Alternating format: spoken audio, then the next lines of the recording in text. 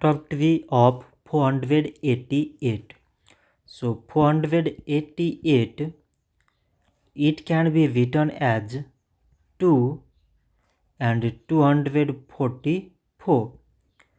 So 2 times 244 means 488. 244, it can be written as 2 and 122. So 2 times 122 means 244.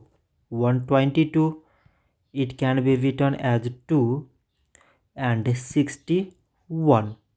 2 times 61 means 122. So now we select the prime numbers among these numbers. So prime numbers here is 2 and 61.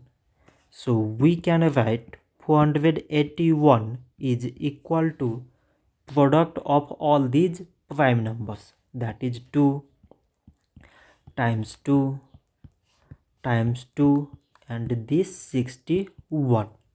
So this much for today and thanks for watching.